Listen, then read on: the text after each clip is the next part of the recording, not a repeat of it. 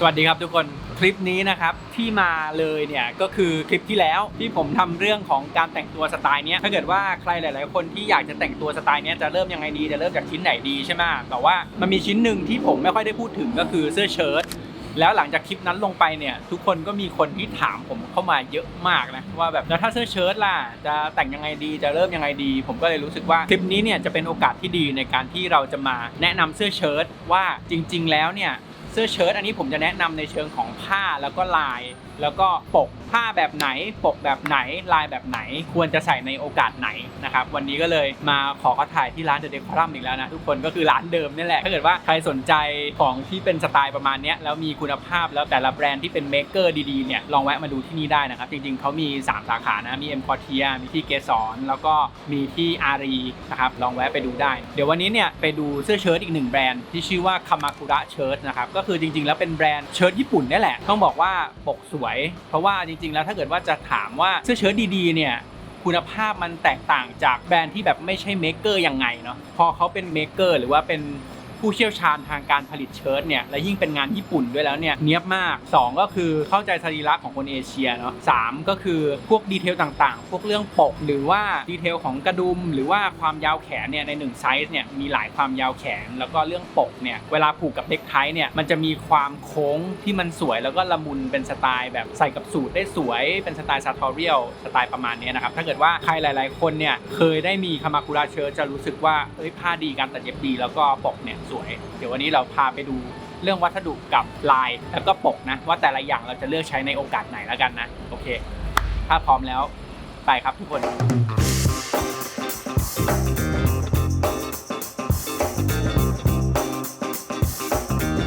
ก่อนจะไปพูดเรื่องเชิ้ตให้ทุกคนดูนะครับวันนี้เดี๋ยวเรารีวิวก่อนว่าเราแต่งตัวยังไงมานะครับหลายๆคนจะชอบถามว่าพี่นินรีวิวชุดการแต่งตัวในแต่ละคลิปด้วยนะครับก็วันนี้เราใส่เป็นสูทที่เป็นดับเบิลเบรสเต็ดนะครับเป็นสูทกระดุม2แถวแบบนี้เป็นออกสีแบบฟ้าเทาแล้วก็เป็นผ้าลินินนะอันนี้ก็ตัดกับแบรนด์ Assisi นะครับก็คือเขามาทางโชว์ที่ The Decorum นี่แหละนะแล้วเราก็ใส่กับโปโลนี่ทุกคนโปโลที่เป็นผ้าปิเก้นะสีขาวข้างในจะได้ดูฟิลแบบไม่ได้เรียบร้อยมากนะครับส่วนหมวกอันนี้เราใส่เพื่อความแคชชวลลุคสบายๆเพราะวันนี้ไม่ได้เซ็ตผมนะแล้วก็รองเท้าก็เป็นโลเฟอร์หนังกลับที่เป็นพื้นแบบประมาณแบบรองเท้าผ้าใบนะครับทุกคนก็ผมว่ามันให้ฟิลแบบใส่แล้วเบรกความเรียบร้อยของสูทดีนะครับแล้วสูทก็เป็นผ้าลินินด้วยมันก็ยิ่งชิลไปใหญ่นะทุกคนอันนี้ก็เป็นลุคของเราในวันนี้นะครับเดี๋ยวต่อไปเราจะพาไปดูเสื้อเชิ้ตกันนะครับถ้าเกิดว่าใครมาที่ร้าน The Decorum นะเสื้อเชิ้ตจะอยู่ตรงนี้เลยนี่คือประตูเข้าร้านนะเสื้อเชิ้ตเข้ามาเจอเสื้อเชิ้ตเลยนะครับนี่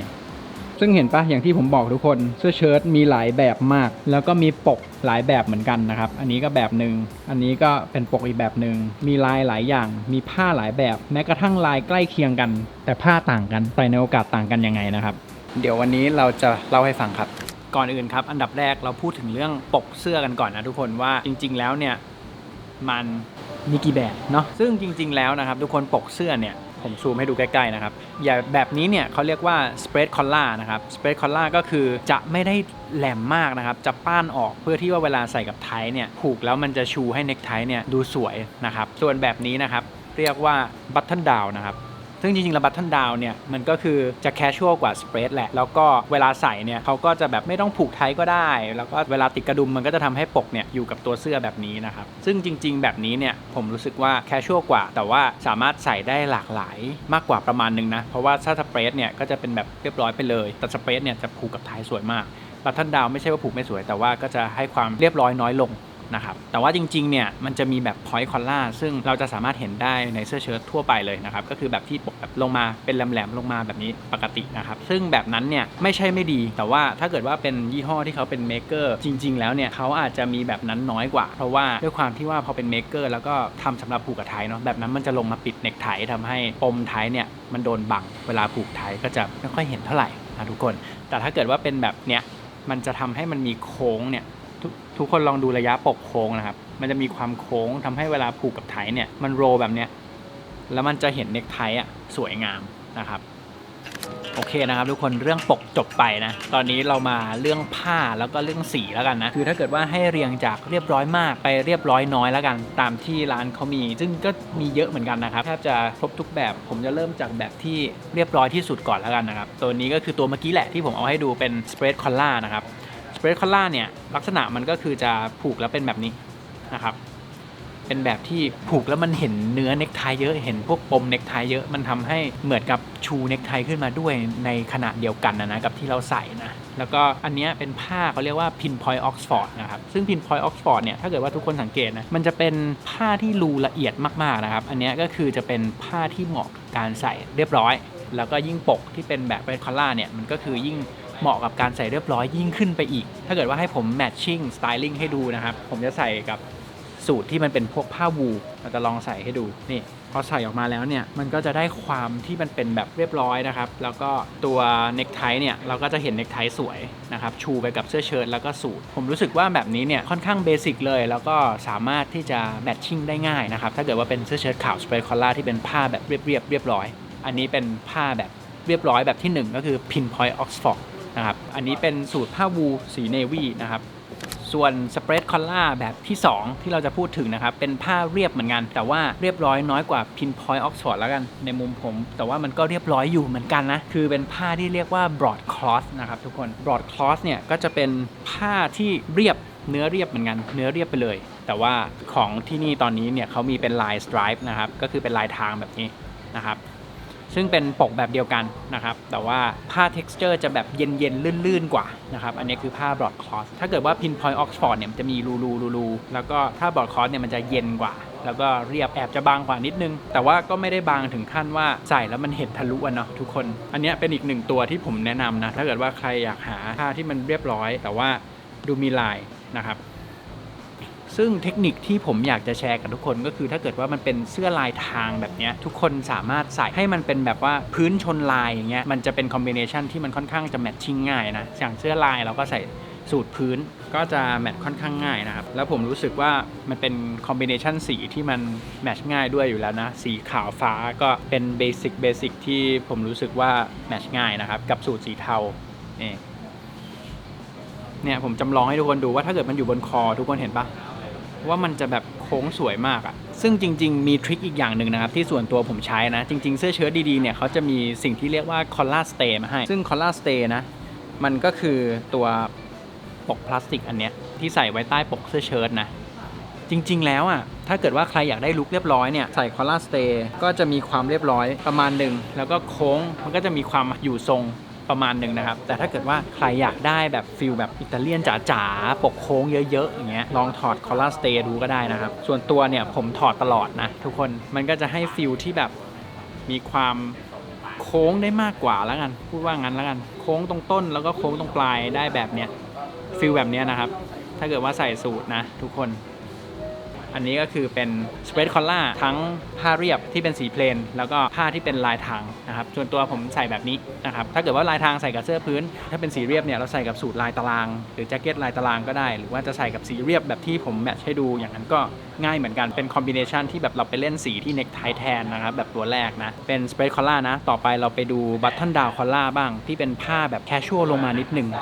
เดี๋ยวผมพูดให้ฟังว่าผ้าแตกต่างกันยังไงผ้าแบบต่อไปนะครับก็คือผ้าออกซฟอร์ดแบบที่รูใหญ่หน่อยอันแรกสุดเนี่ยที่บอกไว้เรียบร้อยเนี่ยมันคือ Pinpoint Oxford แต่อันนี้เป็นผ้า Oxford แบบที่ทุกคนเขาจะเรียกกันว่า OCBD จริงๆ OCBD มันย่อมาจาก Oxford Cloth Button Down ซึ่งตัวเนี้ยคือ OCBD เลยผมจะบอกว่ามันเป็นแบบ must have อะทุกคนมันเป็น must have item ที่ถ้าเกิดว่าใครยังไม่เคยมีเนี่ยผมจะเชียร์ให้ทุกคนซื้อตัวนี้เพราะว่า1ใส่ง่ายสีขาวบัตเทิลดาวแล้วก็มันช่วยทำให้ลุคเราเนี่ยมันดูแบบดีขึ้นได้จริงๆนะทุกคนถ้าเกิดว่าดูมองผ้านะทุกคนมันจะเป็นผ้าที่มันรูใหญ่กว่าแบบแรกนะครับประมาณนึงแล้วก็เนื้อผ้าเนี่ยจะมีความหนาขึ้นมาประมาณนึงเพราะฉะนั้นอันนี้เนี่ยผมจะบอกว่ามันสามารถใส่ได้ค่อนข้างหลากหลายจะใส่แบบใส่กระสูทก็ได้แต่ว่าอาจจะแบบไม่ได้ให้ความเรียบร้อยเท่ากับแบบแรกแต่ว่าอันนี้เนี่ยมันจะสามารถใส่กับยีนได้ผมว่ามันใส่กับยีนแล้วดีเลยแล้วก็ใส่กับพวกแจ็คเก็ตลำลองต่างๆได้ไม่ว่าจะเป็นพวกซาฟารีแจ็คเก็ตหรือว่า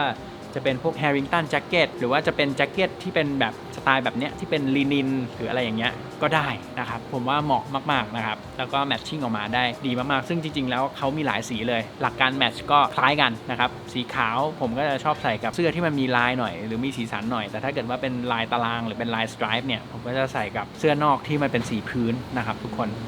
เดี๋ยวเราแมทชิ่งอันนี้ให้ดูกันด้วยนะผมก็จะใส่กับนี่นะครับนิทไทนะครับเป็นเน็กไทที่แบบมันไม่ได้เรียบร้อยมากมันมี texture ของความเป็นเหมือนเป็นถุงเท้าอ่ะเป็นผ้าถักอย่างเงี้ยนะครับมันก็จะให้ความแบบปกโค้งขึ้นมาแล้วเห็นไหมทุกคนมันจะโค้งสวยเลยนะครับแต่ยิ่งพอมาโค้งแล้วมาจบที่กระดุมตรงเนี้ยสวยมากนะครับใส่กับแจ็คเก็ตที่เป็นแบบ Harrington แบบนี้นะครับก็ง่ายดีนะครับเป็นแจ็คเก็ตแคชชวลนะครับให้ฟีลแบบชิลๆดีไม่ได้เรียบร้อยมากนะครับหรือว่าจริงๆจะใส่แค่นี้ก็ได้นะก็เท่นะครับเป็นลุคแคชชวลนะครับแมทช์กับยีนความที่มันเป็นผ้าออกซฟอร์ดที่มันไม่ได้แบบเรียบร้อยมากนะครับใส่กับยีนแบบเนี้ยสวยมากนะครับเห็นไหมทุกคนเห็นคอมบิเนชันนี้ป่ะสวยมากซึ่งจริงๆแล้วแบบบัตเทิลดาวน์เนี่ยมันก็มีอีกหลายอย่างนะครับแล้วก็ส่วนใหญ่ถ้าที่เราเห็นเนี่ยก็จะเป็นผ้าที่ไม่ได้เรียบร้อยมากนะแต่จริงๆผ้าที่เรียบร้อยแล้วเป็นบัตเทิลดาวน์เนี่ยก็มีเหมือนกันนะทุกคนลองเลือกกันดูแต่ว่าระดับความเรียบร้อยเนี่ยมันก็จะน้อยกว่าสเปรดคอลล่าซึ่งจริงๆที่ร้านเขาเนี่ยมีผ้าอีก2แบบนะจริงๆออกซฟอร์ดที่เป็นบัตเทิลดาวน์เนี่ยมีเป็นสีฟ้าเพลนมีสีสไตรป์ด้วยนะครับทุกคนลองมาเลือกกันได้วิธีแมทชิ่งก็คล้ายกันส่วนอันนี้เป็นผ้าอีก2แบบที่เขามีนะซึ่งอันนี้เป็น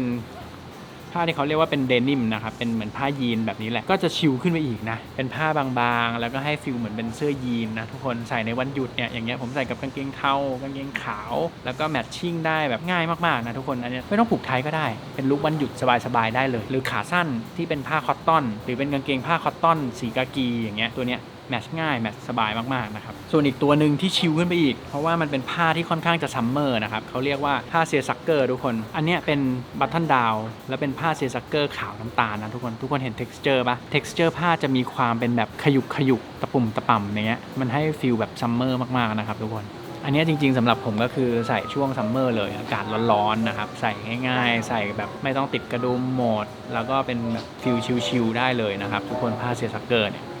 โอเคครับทุกคนก่อนจบคลิปเรามีตัวอย่างการแมทช์เชิ้ตใส่ไทที่ดีให้เราดูกันนะครับนี่พี่บอลทุกคนน่าจะเห็นจากตอนที่ชงกาแฟให้ผมทานแล้วต้นคลิปกับคุณบิวนะครับวันนี้พี่บอลใส่อะไรครับวันนี้เป็นสเปซคอล่าของคามาคุระนะครับเลยเลือกพอเป็นสเปซคอล่าก็อย่างที่นินแนะนำว่ามันก็เป็นเสื้อที่มันดูฟอร์มอลผมก็วันนี้เลยใส่กับแบบดับเบิลเบรสสไตล์สูทสีเทาแล้วก็ไทกลมนะครับนี่สเปรดคอลล่าเนี่ยใส่ขึ้นมามันจะเห็นไทชัดแล้วมันจะสวยส่วนคุณบิวครับวันนี้ใส่เซียซักเกอร์ครับของคามาคุระเหมือนกันเนื่องจากว่าเซียซักเกอร์บัตเทิลดาวด้วยมันก็เลยยิ่งชิลเข้าไปใหญ่ก็เลยเอามาแมทช์กับตัวอันนี้เป็นเวิร์กแจ็คเก็ตของแอสคอชาสีชมพูสีแบบออกแบบพีชหน่อยอันนี้ชอบมากเนาะจริงๆครั้งแรกที่เห็นพี่บอลเอามาแขวนปุ๊บคือแบบรู้เลยว่าเนี้ยมันเป็นตัวเดียวกันกับที่มันเคยรีโปรดักชันมาก่อนเป็นตัวเดียวกับสีวินเทจเลยไงก็เลยแบบคนเขาใส่สีฟ้ากันเดียวพี่บอลก็ใส่เฮ้ยเราขอฉีกมาทางนี้บ้างคุณเอาไปทางน่ารักอีกแล้วเรามาใส่น่ารักซึ่งอันนี้ก็เป็นเหมือนที่ผมบอกเลยว่าถ้าเกิดไม่เป็นลายทางเงี้ยเราก็แมทกับเสื้อนอกที่มันเป็นลายพื้นได้มันก็จะเป็นการแมทชิ่งที่มันแบบค่อนข้างง่ายนะใช่แล้วก็ดูมีอะไรไม่พลาดแน่นอนแบบนี้ขอบคุณทั้งคู่มากเลยครับทุกคนลองเอาไปแมทชิ่งกันดูนะครับเสื้อเชิ้ตจริงๆนี่ถ้าใครเข้ามาก็อยู่ตรงนี้เลยนะครับคามาคุระมีให้เลือกหลายแบบนะมีทั้งผ้าเรียบร้อยผ้าที่แบบลำลองแล้วก็มีหลายลายให้เลือกนะครับลองมาเลือกกันดูนะครับทุกคนเดคอรัมเพนท์เฮาส์นะครับจริงๆมีหลายที่เลยลองไปได้แบบที่ผมบอกต้นคลิปนะครับคามาคุระเชิ้ตนะครับทุกคนอีกหนึ่งแบรนด์คุณภาพที่จริงๆก็อยากแนะนำให้ทุกคนรู้จักนะเรื่องเสื้อเชิ้ตถ้าเกิดว่าใครมีเทคนิคการแมทชิ่งสไตลิ่งยังไงก็ลองพิมพ์มาแชร์กันได้หรือว่าใครมีคำถามลองพิมพ์ไว้ใต้คลิปนะครับเดี๋ยวผมมาตอบให้คลิปนี้เท่านี้ครับแล้วเดี๋ยวยังไงเดี๋ยวเจอกันคลิปหน้าครับสวัสดีครับ